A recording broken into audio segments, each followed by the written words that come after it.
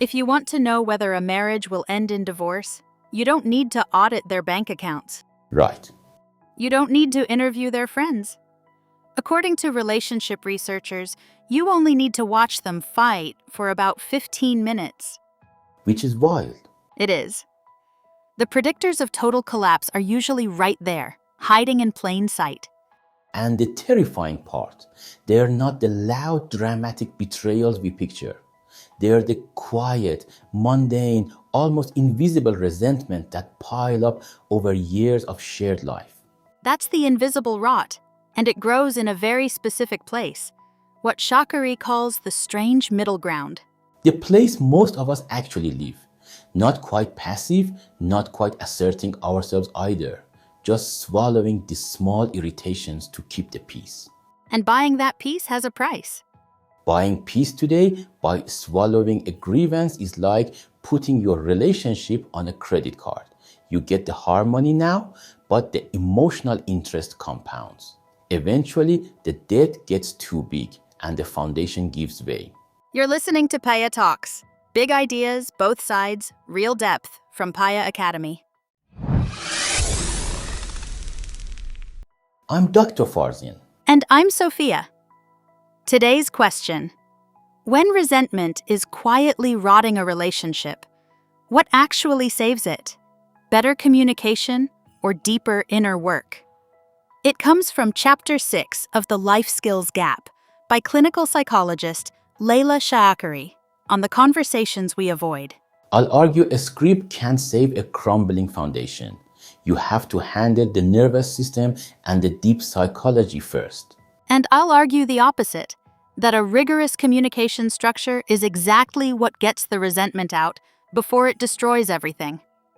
Let's get into it. Let me lay out the framework first. Shaakari's tool is the clean complaint, an adaptation of Marshall Rosenberg's nonviolent communication. 4 steps: observation, feeling, need, request. I'd argue this structure is the ultimate release valve.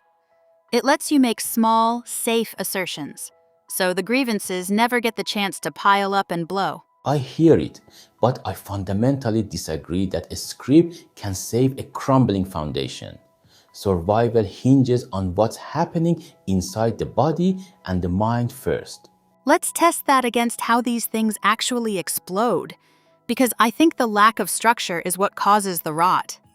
Take Hannah, Shaakari's opening case. 12 years biting her tongue about who does the housework.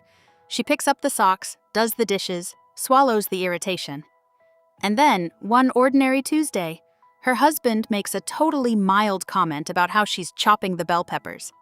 And the credit card bill comes due. Massively. She wheels around. Maybe if you cared enough to ever cook anything yourself, you could chop the peppers however you wanted. Ouch. Right. And look at the anatomy of that. I'd say her failure was purely a lack of framework. Because she had no safe, structured way to voice the frustration over the years, it came out as a sweeping attack on his character.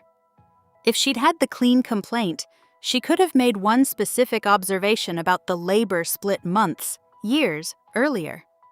The structure is preventative medicine. I'm sorry, but I don't buy that. And here's why. The pressure valve story works on the surface, but it ignores the biology. After 12 years in that middle ground, Hannah's steam wasn't just hot air anymore. It had turned toxic.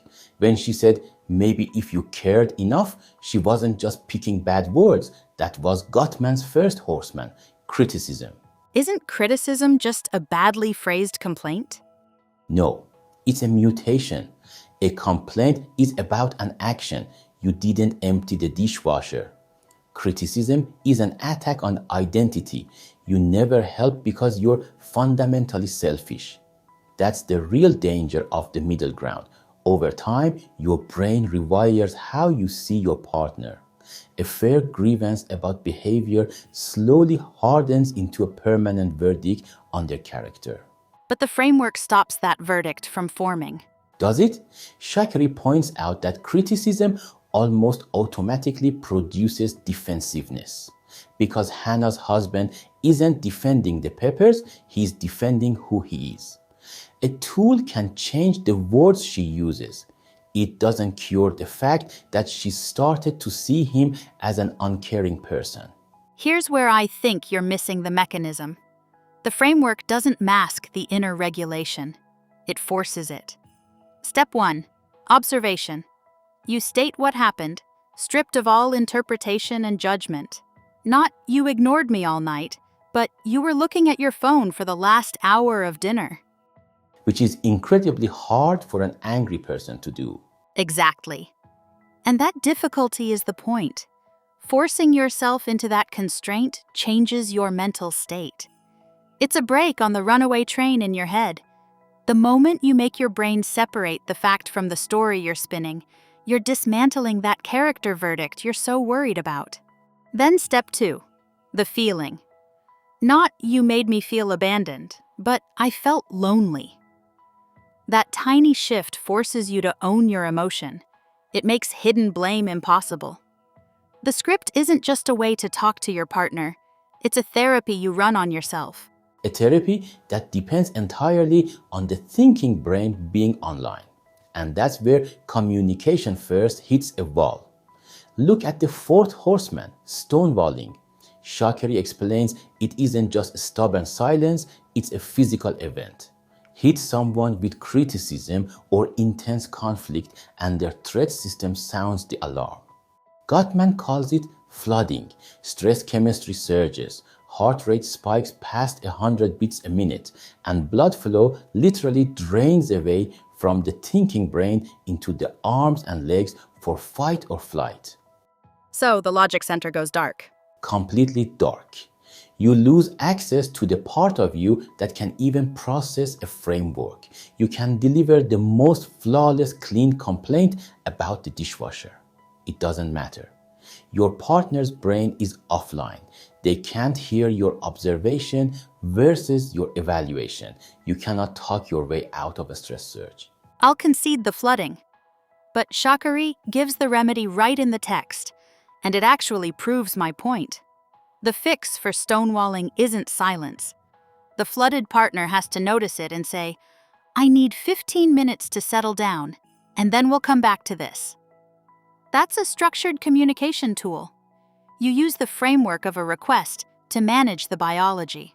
But I need a break is the tiniest part of that. The real work is noticing your own rising heart rate, catching the physical signs of panic, and actively calming your system back to baseline. Skip that deeper work during the break, and the 15 minutes is just a pause before the next explosion. So, you're saying structured communication is useless if the body's agitated?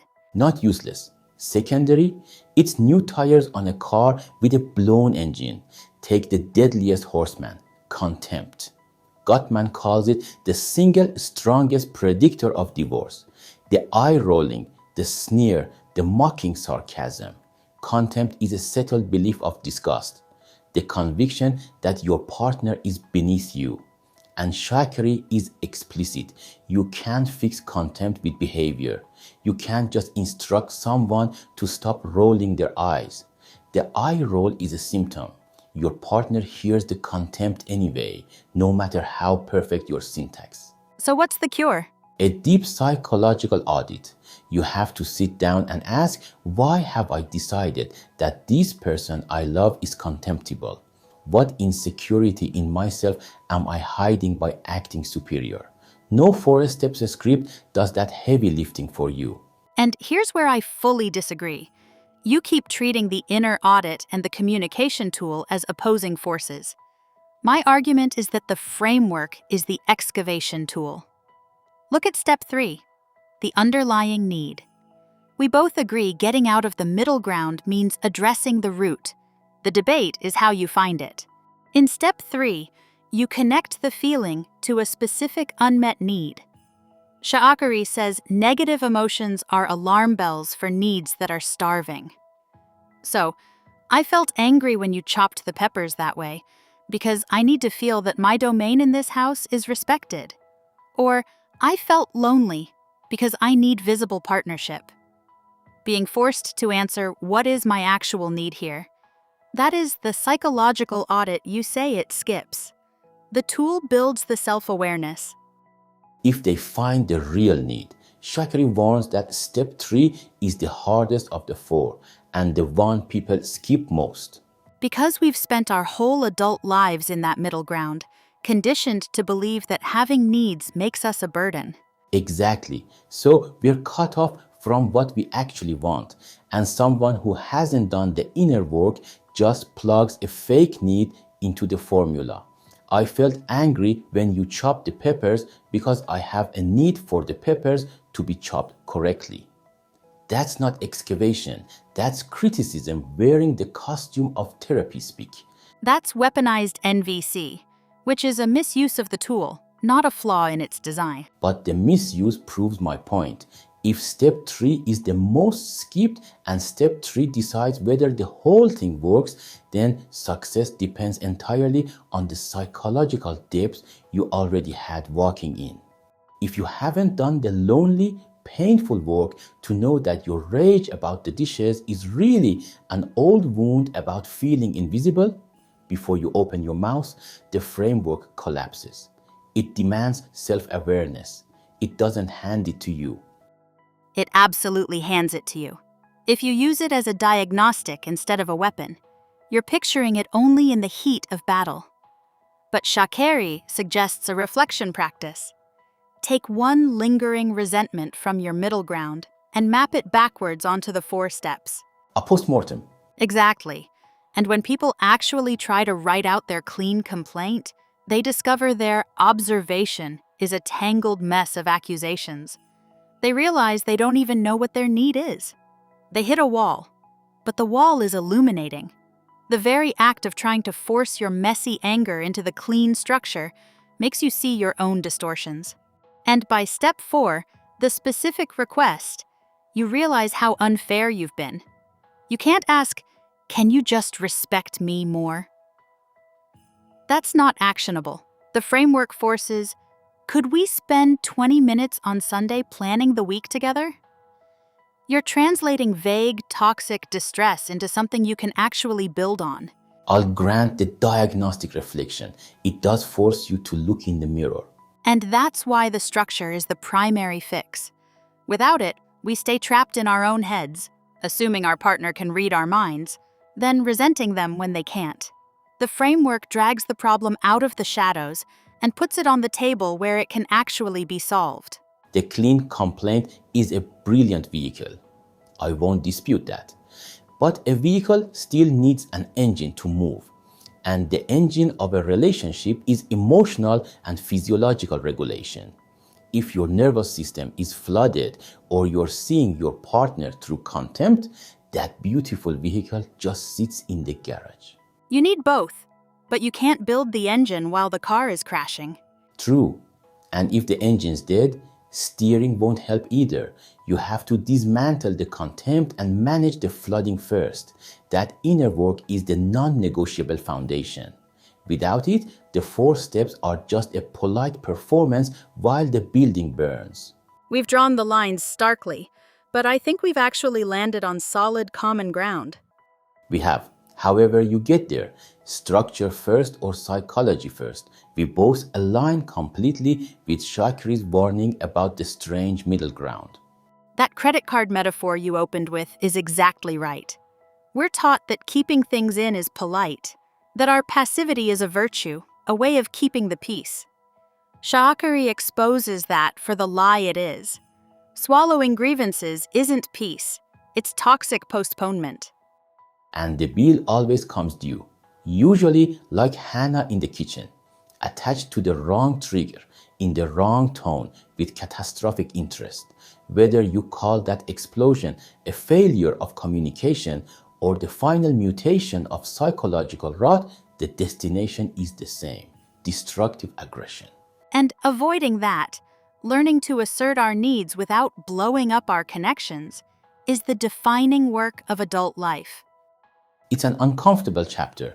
It forces you to look at your own ledger, your long, quiet list of unsaid things, and ask what kind of interest has been quietly accumulating. So here's the one to sit with. Look honestly at the stress fractures in your own relationships and ask, what's the right first step? The disciplined structure of a clean complaint? Or a rigorous internal audit of your own triggers and hidden judgments? Or, as it usually is in real life, the messy work of both at once.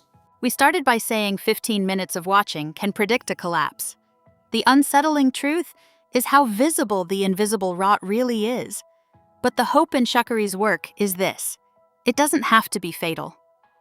You have the tools, structural or psychological, to inspect your own foundation and catch the fractures before the whole thing gives way. If you want to sit with this properly, it's chapter 6 of The Life Skills Gap by Leila Shakiri, with more on having the hard conversations over at Paya Academy. That's it for this episode of Paya Talks. Next time, we keep going. Another idea from the life skills gap, and another question worth sitting with. Until then, keep safe.